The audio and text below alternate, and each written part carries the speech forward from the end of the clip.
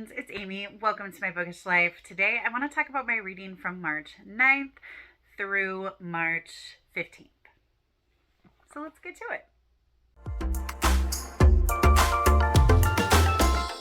So first of all, I want to point out my new sticker. It says, my Pi Day name is Blueberry Ingalls Addict, and my colleague loves pie. Pi Day is her favorite day of the year. She's the math teacher. She's my math teaching colleague. Shocker, I know, right? Anyway, she found one of those charts that it's like your first name goes along with the first letter of your name and the rest of your name goes along with your birth month.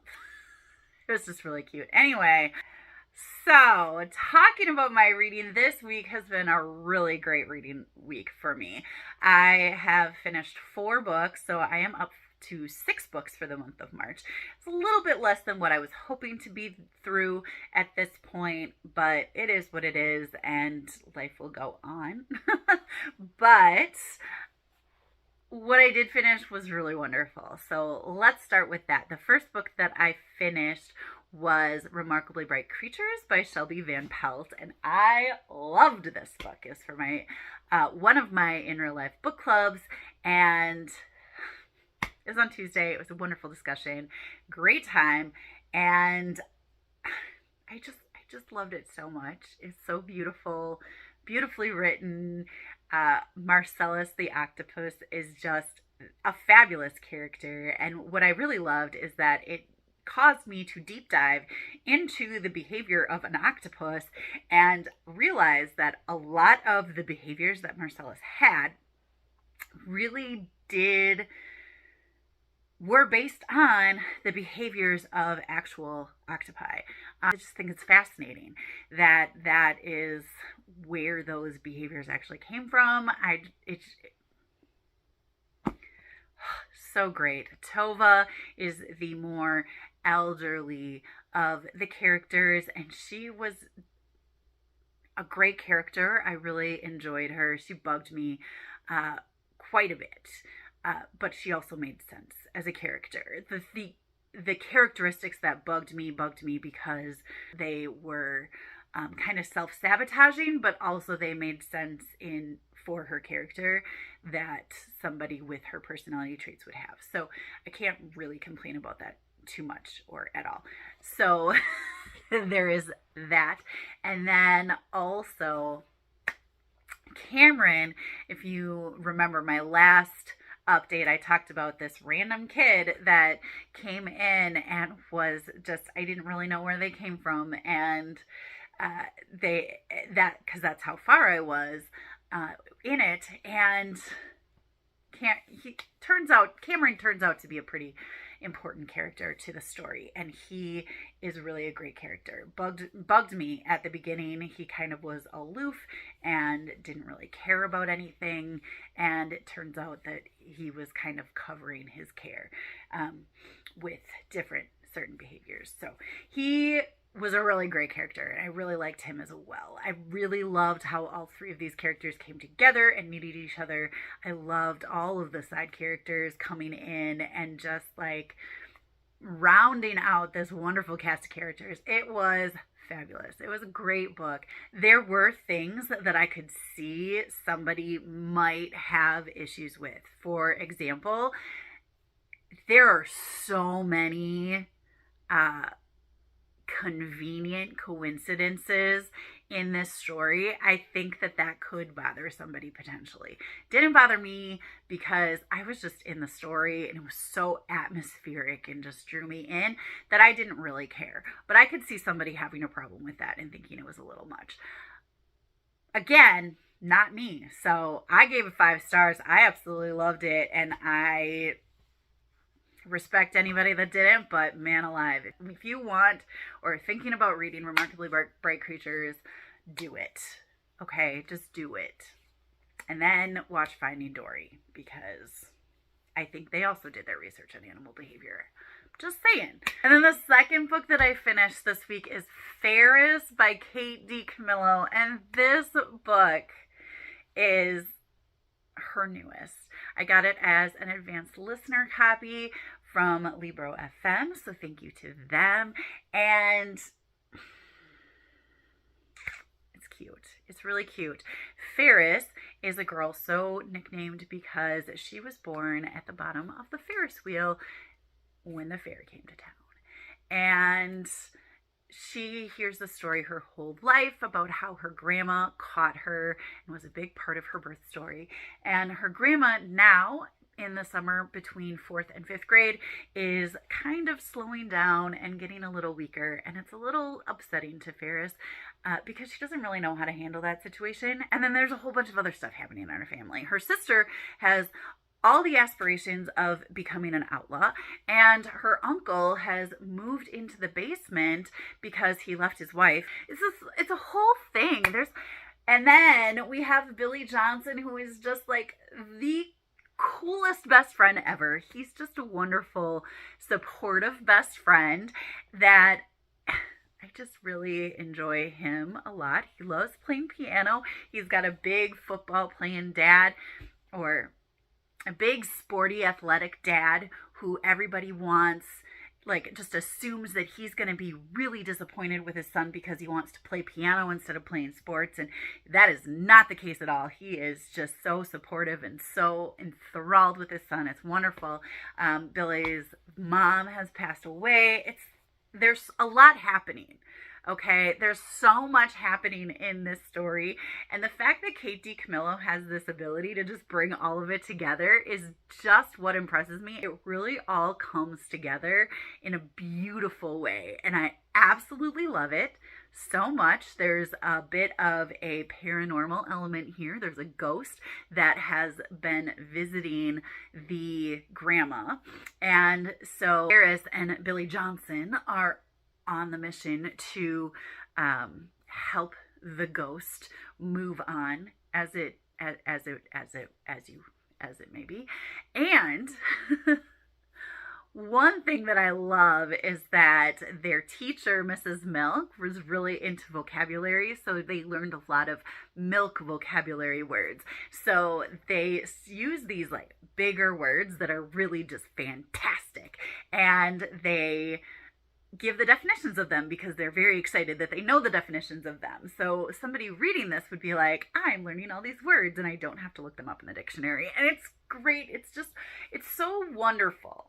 It's wonderful. This would be a wonderful read aloud in a 4th grade or a 5th grade class, especially 5th grade, because at the beginning of the year when you have this summer before 5th grade, or the end of the 4th grade year where you have this, going into the summer before 5th grade, because that's when it takes place. It just was really cute and I really enjoyed it. But as I said, there's a lot happening, and some of the things that are happening are kind of intense. I mean, having a grandparent that you think is getting slower and getting ready to pass away, having a best friend whose mom did pass away, like, those are kind of intense things. It's definitely a story that wants to be shared, but I really think that it would work well as a read aloud.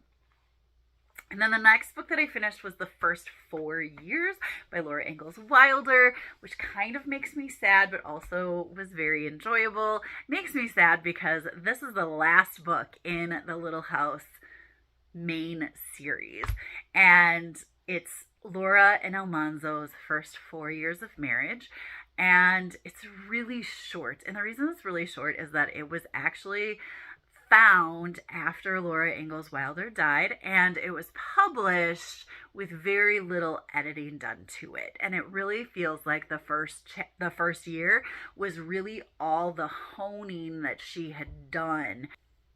It was the most honed of all of the chapters. It's 60 pages long. The first chapter is 60 pages long, the first year, and then the rest of them are really, really, really short.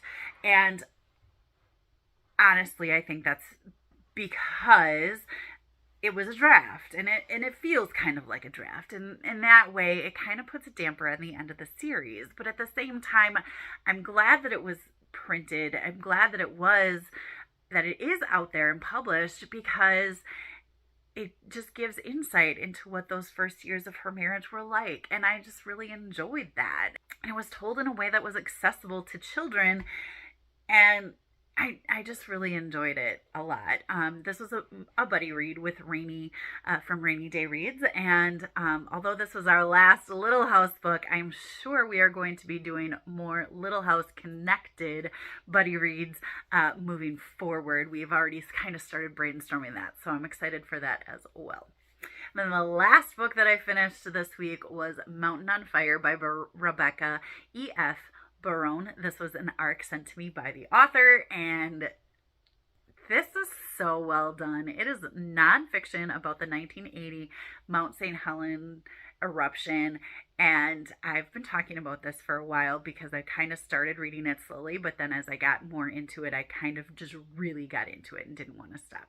It is fascinating, all of the back and forth that happened about, is this erupting? Is this something we should worry about? And then everything that came about because of how the eruption happened and what we learned about it. All of this is in the book, and it really memorializes the sacrifices that were made by people and the survival instincts that people had, and just the resilience that people in the area needed to go into. Just really explored what we know about, what we knew then about volcanic eruptions and what we know now about volcanic eruptions because of what happened. And it was a fascinating book. It was so well researched. It read like fiction, but was absolutely fascinating in every way. And I really enjoyed it. One quip that I do have is that the cover of this book, although gorgeous, looks very fiction. Like, it does not scream nonfiction. And there is no scene that looks like this in the book. So that kind of bugs me. It looks like there's like middle schoolers on the cover. Unfortunately, there were some young children that actually were victims of the volcano. But they aren't really mentioned much in the book. As much as I love the cover, I have a problem with how much it makes it look like fiction. But I highly recommend this book. I'm definitely going to have a copy of it in my classroom because it's a wonderful example of how engaging nonfiction can be.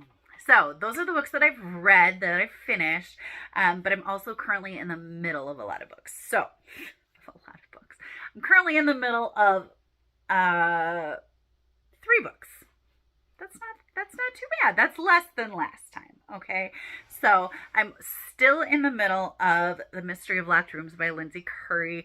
I am about 40% done with that one. I'm really enjoying it. Remarkably Bright Creatures kind of took precedent over the weekend, and then the first 4 years took precedent over the week.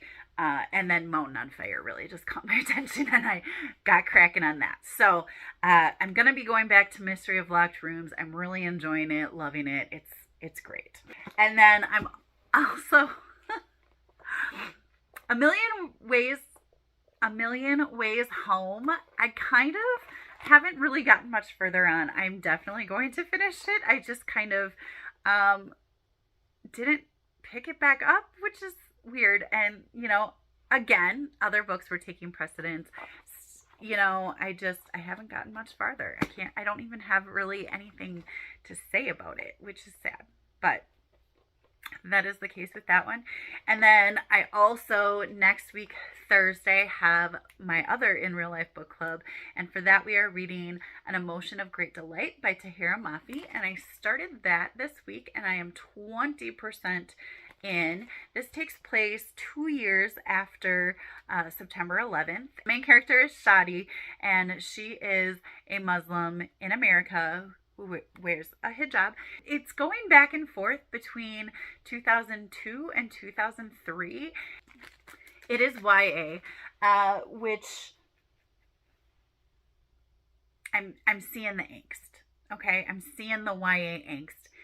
So it's fine so far. I'm only 20% in. So how much? I can't really say much about it right now. Just not entirely sure yet what is going on. So we'll see. where we go from here. I'm thinking that it's going to be an interesting book. So we will see. But that's it. That is what I am reading. That's what I have read this week. It was really a great week all around. You know, your typical, like, this is your first week back after spring break kind of week, but it was really, it was a good one. Oh, so. On Pi Day, one of my students recited 137 decimals of pi, and actually, or maybe it was 32, I can't remember, and actually he knows 250, but he kind of like flubbed during the contest. The lowest number of the contest was 45 decimals of pi for memory, which I just think is fabulous. Like, how does the brain remember that stuff? I can remember 3.14159, and I think it's 268 or 286. I don't know. Like, I can at some points remember 10 decimals, but oh my gosh, the fact that they have like 45 decimals of pi memorized is just bonkers to me. You know, because it's just for fun. Like, it's literally like it's for fun and they just figure out how to do it. I just think it's so cool. So cool. So, I don't know. Have any of you ever seen a pi recitation contest? Because it'll blow your mind. It will blow your mind. Like, literally, if you ask Alexa to recite the numbers of pi, Alexa will say, "Tell me when to stop," and she will recite less numbers than my students have memorized, just for fun on their own, which I think is wonderful. Anyway, let me know what you think of these books down in the comments. I love chatting with you down there. Commenting, liking, and subscribing really help my channel grow, and I so appreciate it. I hope you're finding something wonderful to read, and until next time, happy reading. Bye!